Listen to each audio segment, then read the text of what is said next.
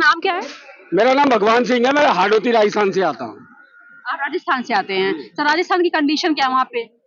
जो देश की है वही राजस्थान की है मैडम, नहीं तो होने से रही, क्योंकि चुनावी प्रक्रिया सेम है। जो यहाँ निर्वाचन आयोग है उसी की शाखा वहाँ पे होती है। नया तो आप पूछ ही नहीं सकते, हम बता भी नहीं सकते।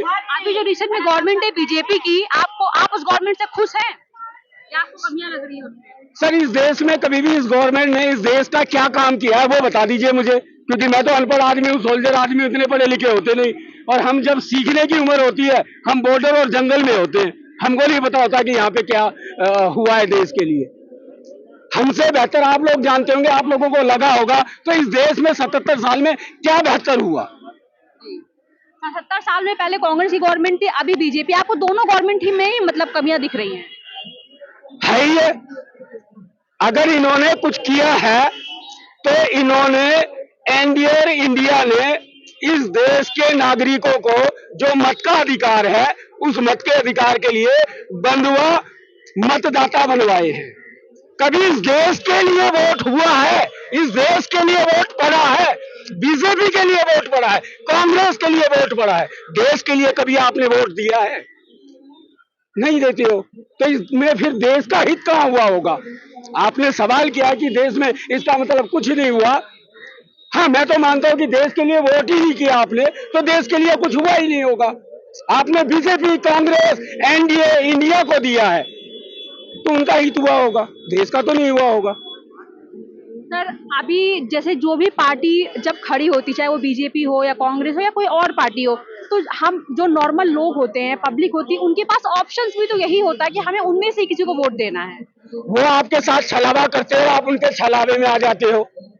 अरे, निर्वाचन आयोग में आप जब भी पार्टी रजिस्ट्रेशन कराने जाते हो, पार्टी का अपना एजेंडा होता है, अपनी पार्टी का संविधान होता है कि मेरी पार्टी किस काम पे काम करेगी। किसी पार्टी ने यह कहा कि इस देश का चुनावी जो आयोग है वो राइट टू रिकॉल का अधिकार नहीं दे रहा है। पार्टी अपने एजेंडे और अपने संविधान में तो इस जनता को वो अधिकार दे सकते हैं कि मुझे 5 साल बर्दाश्त करने की जरूरत नहीं है। आज मैं तुम्हारे बीच में जो कह के जा रहा हूं, अगर मैं वैसा नहीं करता तो मुझे मत वापस, राइट टू रिकॉल का अधिकार है, 4 महीने में वापस अपने बराबर में खड़ा कर देना। हम मोदी जी को, राहुल जी को 5 साल सर पे क्यों उठा के घूमे? कमाल है, उनको सर पे उठा के घूम रहे हैं, इसलिए देश का तरक्की होना कहाँ संभव है मैडम? नहीं हो पाएगी। सर, आपको क्या लगता है फिर क्या सुधार ऐसा होना चाहिए कि देश आगे बढ़े? नई पार्टी रजिस्ट्रेशन कराते, बड़ी बढ़ चढ़ के देश के अंदर पार्टियां रजिस्ट्रेशन कराते, वो पार्टी अपना एजेंडे में शामिल कर ले।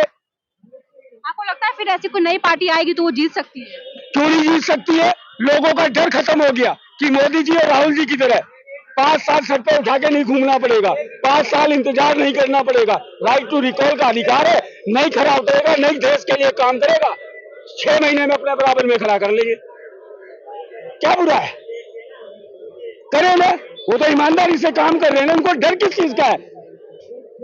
सर, तो क्या आपको लगता है पब्लिक जैसे आप, ठीक है आपकी ये सोच है, लेकिन और जो पब्लिक है कहीं ना कहीं पब्लिक डरी हुई है राहुल जी से, मोदी जी से और इस देश की राजनीतिक पार्टियों से डरी हुई है। इसीलिए तो मैंने बार बार कहा कि लोग वोट की बात कर रहे हैं एनडीए और इंडिया से, बंधुआ मतदाता से आजाद होकर इस देश के लिए किस दिन मतदान करेंगे? देश का हित हो जाएगा।